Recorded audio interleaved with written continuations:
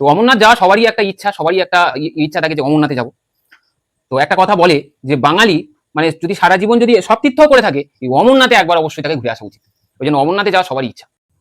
Hello আমার ছোট্ট ছোট্ট ভাই বোনেরা, আজকে আমি তোমাদের পড়াবো অমরনাথ। এটি সিস্টার নিবেদিতা লিখেছেন। চলো অমরনাথ পড়ার আগে একটু বেসিক ইনফরমেশন আমাদের জানা উচিত সিস্টার নিবেদিতা সম্পর্কে, আমরা একটু জেনে নেই। তো অমরনাথ এটা হচ্ছে একটা বায়োগ্রাফি, সিস্টার নিবেদিতা লিখেছেন।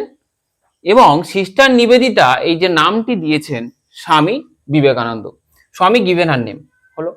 এবং সিস্টার নিবেদিতার অ্যাকচুয়াল নাম ছিল Margaret Elizabeth Nobel.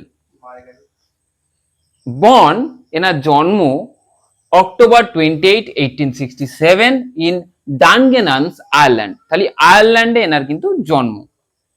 Notable works আর বিখ্যাত যে কাজগুলো খুব গুরুত্বপূর্ণ আমাদের জানতে হবে, যেটা প্রথমেই লিখেছি the master as I saw him, 1910 1910 সালে লেখে। এবং এর 8 নম্বর চ্যাপ্টারটাই হচ্ছে এই অমরনাথ, যেটা আমরা পড়বো আজ। এবং এই যে মাস্টার অ্যাজ আই স হিম, এটা পাবলিশড করা হয়েছিল ইংল্যান্ডে এবং ভারতে, দু জায়গায় পাবলিশ করা হয়। আরো কিছু বিখ্যাত নোটেবল ওয়ার্কস যেগুলো আছে সেটা হচ্ছে কালি দা মাদার, যেটা 1900 সালে লেখে। An Indian study of love and death, যেটা 1908 সালে লেখে। অ্যান্ড কার্ডেল টেলস অফ হিন্দুইজম, যেটা 1907 সালে লেখে। তিনি মারা যান October 13, 1911 at Roy villa, Darjeeling. ভারতের যে দার্জিলিং সেখানে কিন্তু তিনি মারা যান। এই যে টেক্সটটা একটা লাইনে আমি লিখে দিয়েছি, দেখো, the text is a traveller. এই টেক্সটটা হচ্ছে একটা ভ্রমণ কাহিনী নিয়ে, which records the journey of sister Nivedita, যেটা সিস্টার নিবেদিতা লিখেছেন অ্যালং উইথ হার স্পিরিচুয়াল গুরু স্বামী বিবেকানন্দ। এবং তার সঙ্গে ভ্রমণে কে গেছিল? তার যে আধ্যাত্মিক গুরু Swami Vivekananda. To the holy shrine of Amarnath, অমরনাথের সেই হলি পবিত্র তীর্থস্থানে। এবার আমরা মেন ক্যারেক্টার্স এই গল্পের একটু জেনে নিই। মেন ক্যারেক্টার্স হচ্ছে স্বামী বিবেকানন্দ এবং তার সঙ্গে sister Nivedita. 3 number the learned monks এবং 4 নম্বর হচ্ছে তহসিলদার। আর একদম শেষে যেটা বলার সেটা হচ্ছে আমাদের কাছে প্রায় একটা খুবই কঠিন একটা বিষয়, সেটা হচ্ছে এই পেহেলগাম থেকে অমরনাথে যেতে সময় লাগতো প্রায় 48 কিলোমিটার, যেটা সত্যিই খুব দুষ্প্রাপ্য একটা বিষয়। মানে পৌঁছানোটা একটা ডিফিকাল্ট। শুধু সমতল ভূমিতে হলে তো হতো, কিন্তু এটা সমতল ভূমি নয়, পাহাড় বেয়ে বেয়ে যাওয়া খুবই কঠিন একটা বিষয়। ওই জন্য এর জন্য একটা মেডিকেল টেস্ট হয়, সেই মেডিকেল টেস্টে পাস হলেই তারপর অমরনাথ যাত্রার পাস মেলে। অমরনাথ যাত্রা মাত্র 2 মাসের জন্য হয়। এই 2 মাসে যারা যারা ওই মেডিকেলে পাস করে এবং শক্ত সামর্থ্য লোকগুলোই কিন্তু এই অমরনাথে যাওয়ার সুযোগ পায়। তাই আসো আমরা এই অমরনাথটা পড়ে নিই। খুব মজার ছলে পড়া হবে, আশা করছি খুব সহজে তোমরা বুঝতে পারবে। চলে এসো। It was in the course of an open air meal in the Mughal gardens at Achabal. এটা একটা সময় ছিল যখন খোলা আকাশের নিচে খাবার খাওয়ার সময় ছিল, যেটা মুঘল বাগানে, কোথায়? আচ্ছাবাল। আচ্ছা বল, মনে থাকবে তোমাদের। এবং খোলা আকাশের নিচে খাওয়া মানে বুঝতেই পারছো যে আমরা পিকনিক যেমন খাই খোলা আকাশের নিচে বসে, একটা খুব আলাদা মজা। তো সেই রকম মজায় মজায় খাওয়া দাওয়া করছিল তারা।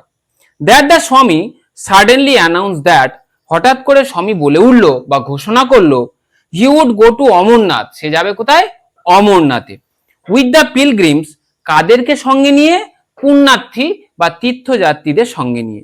And take his daughters with him, এবং তার সঙ্গে তার কন্যাকে নিয়ে যাবে। ডটার্স মানে কন্যা, এখানে কিন্তু ওই সিস্টার নিবেদিতাকে বলা হয়েছে। উইদিন আওয়ার লিটিল পার্টি, আমাদের এই ছোট্ট দলে, there was too much feeling of delighted congratulations, সবাই বেশ আনন্দে অভিবাদন জানাতে শুরু করলো। For any obstacles to be put in the way of the fortunate member, কারণ এই ভাগ্যবান নিবেদিতাকেও নিয়েও কেউ কিন্তু বাধা দিল না। ভাগ্যবান মেম্বারটা কিন্তু নিবেদিতাকে বলা হয়েছে, তো কেউ কিন্তু বাধা দিল না। সবাই আনন্দে আহ্লাদে, বাবা গুরুর সঙ্গে যাবো বেড়াতে, মানে একটা সবাই একটা আলাদা আনন্দ। তাই কেউ কাউকে বাধা দেওয়া তো দূরের কথা, ভাই সব গোছা, আজকেই যেতে হবে। অ্যান্ড অ্যাডেডেড দাস, সম্মতিক্রমে, as well as by the state officers, রাজ্যের আধিকারিক, in charge of the journey, এই ভ্রমণের চার্জে ছিল, মানে দায়িত্বে ছিল কে? একজন রাজ্যের আধিকারিক। Preparations went forward for this unique experience. প্রস্তুতি পর্ব শুরু হয়ে গেল অনবদ্য অভিজ্ঞতার একটা পরিস্থিতি। Kashmir seemed in those weeks, কাশ্মীরটা মনে হয়েছিল ওই সপ্তাহে to be full of pilgrims, পুরোপুরি তীর্থযাত্রীতে ভর্তি। কারণ আমি বলেছি যে মাত্র 2 মাসের জন্য অমরনাথ ভ্রমণ হয়, তাই ওই সময় ওই সপ্তাহে প্রচুর পরিমাণে লোকজন ওই অমরনাথে যাওয়ার জন্য কাশ্মীরে ভরে গেছিল। উই লেফট আচ্ছাবল, আমরা আচ্ছাবল ত্যাগ করলাম, and return to our boats at Islamabad, এবং আমরা আবার ফিরে এলাম আমাদের সেই নৌকাগুলোকে নিয়ে। কোথায়? ইসলামাবাদে। তৎকালীন সময় ইসলামাবাদ পাকিস্তানের অন্তর্গত, তো সেই সময় কিন্তু ভারত মানে আলাদা ছিল না, পুরো ভারতটা টোটাল ছিল, পাকিস্তান বাংলাদেশ ভারত সব এক জায়গায় ভারতবর্ষ ছিল। তো সেই সময় ইসলামাবাদে মোটামুটি আমরা কি করলাম? ফিরে এলাম, রিটার্ন করলাম মানে ফিরে এলাম। ফর ফাইনাল অ্যারেঞ্জমেন্ট মানে অন্তিম পর্যায়ের প্রস্তুতিকে নিয়ে। And everywhere we saw the March of gathering host, এবং প্রতিটা জায়গায় আমরা দেখতে পেলাম যে প্রচুর পুণ্যার্থী জমা হয়েছে, প্রচুর দলে দলে পুণ্যার্থী জমা হয়েছে। ইট ওয়াজ অল ভেরি কোয়াইট, এটা ছিল খুবই শান্ত, অ্যান্ড অর্ডারলি মানে খুব সুন্দর পরিষ্কার পরিচ্ছন্ন, কেউ এদিক ওদিক প্লাস্টিক ব্যাগ ফ্যাগ এদিক ওদিক কেউ ফেলছে না, সব সুন্দর করে গুছিয়ে গাছিয়ে নিয়ে যাচ্ছে। অ্যান্ড পিকচারেক্স, একটা ছবির মতো সুন্দর দৃশ্য দেখা যাচ্ছিল। 2 or 3,000 পিপলস, 2 থেকে 3,000 মানুষ, উড ইন ক্যাম্প, তারা তাঁবুতে থাকতে লাগলো, ইন এ ফিল্ড, মাঠের মধ্যে তাঁবু খাটিয়ে থাকতে লাগলো। And leave it before dawn, এবং তারা আবার সেই তাঁবুটা ত্যাগ করতো ভোরের আগে। With no trace of their occupation, তারা কোনো চিহ্ন ফেলে রাখতো না, তারা যে কাজবাজ করেছে বা কি করেছে তারা ওখানে ছিল, তার কোনো রকম কিচ্ছু চিহ্ন সেখানে পাওয়া যেত না। Save the ashes of their cooking fire, শুধুমাত্র কি পড়ে থাকতো? রান্নার ছাইটা শুধু পড়ে থাকতো। দে ক্যারিড এ বাজার উইথ দেম, তারা তাদের সঙ্গে পুরোপুরি একটা বাজার নিয়ে চলে যেত, কারণ তৎকালীন সময়ে এত বেশি দোকান ফোকান ছিল না, তো সেই কারণে তারা নিজেরাই বাজার তাদের সঙ্গে করে করে নিয়ে যেত।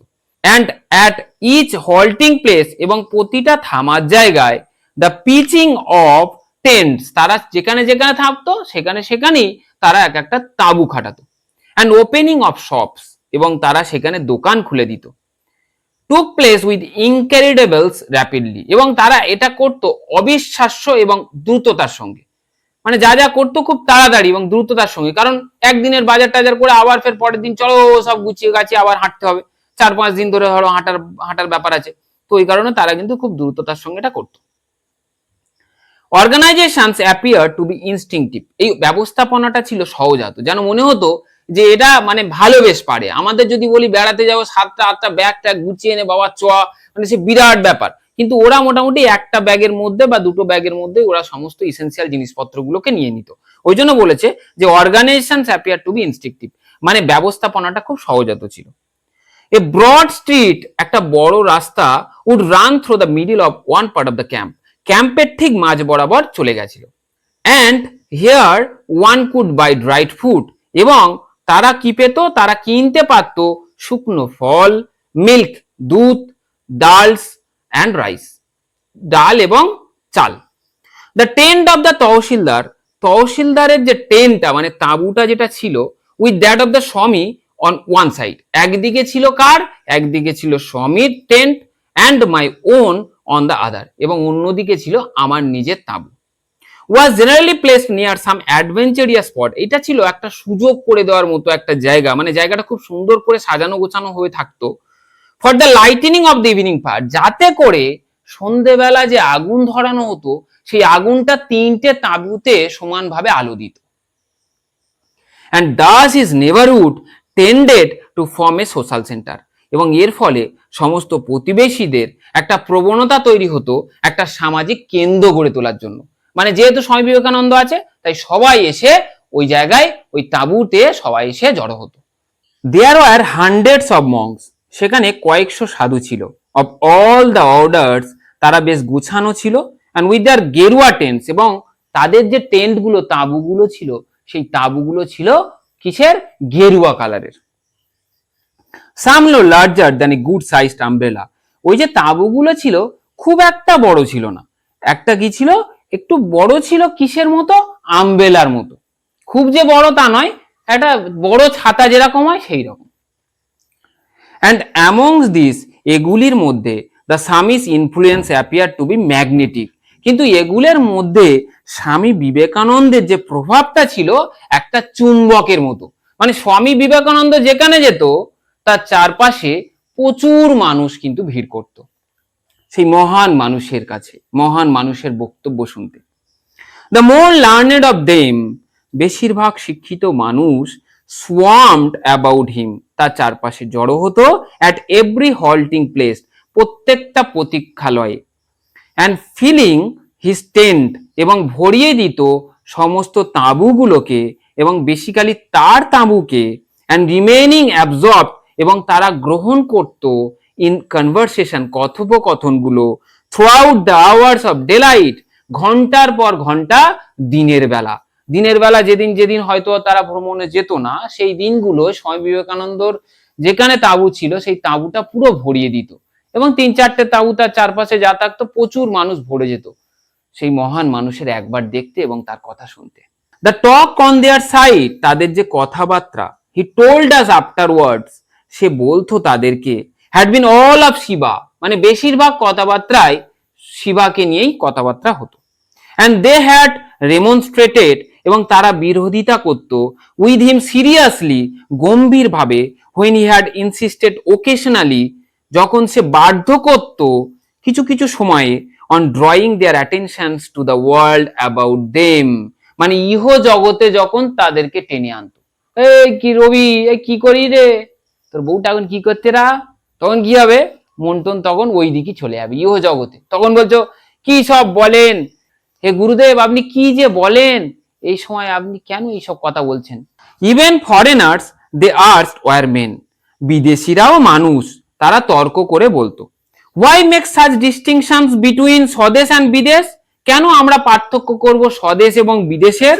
নর could many of them understand the warmth, অনেকেই এইটা বুঝতে পারতো না, এই উষ্ণতা, লাভ, ভালোবাসা এবং সিম্প্যাথি, সহানুভূতিটা ফর মোহামেডানিজম, মানে মুসলিমদেরকে যে এত কেন ভালোবাসে স্বামী, এইটা কেউ কিন্তু বিশ্বাস করতে পারতো না। এটা ভাবতো হিন্দু হয়ে এত মুসলিমদের ভালোবাসবে কেন, এই নিয়ে তাদের কিন্তু একটু রাগ ছিল।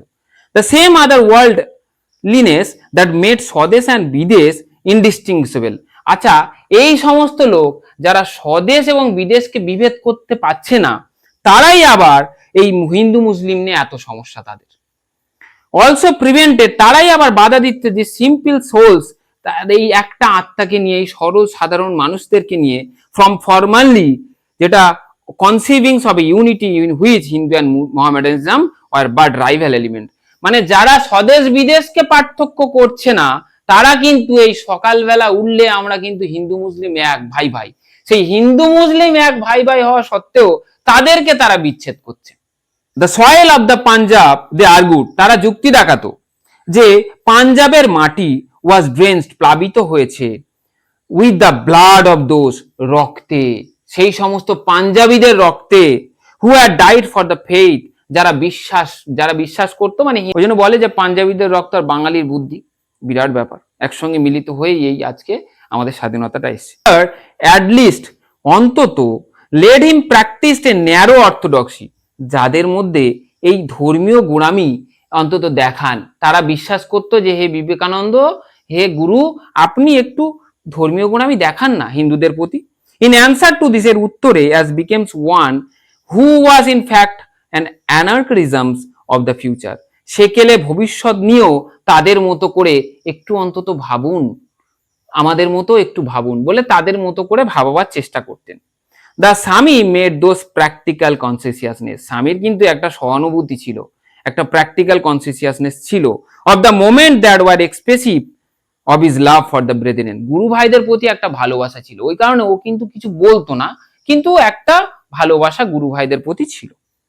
অ্যান্ড ড্রভ হিজ প্রিন্সিপালস হোম, এবং তার যে নীতি আদর্শটা টু দেয়ার মাইন্ডস, তাদের মনের ভিতরে, with the greater force and vehemence, সে কিন্তু মনের গভীরে ধীরে ধীরে প্রবেশ করানোর চেষ্টা করত, ধীরে ধীরে মনের গভীরে সে কিন্তু প্রবেশ করাতো, হট করে কিন্তু গুরু ভাইদের রাগিয়ে দিত না।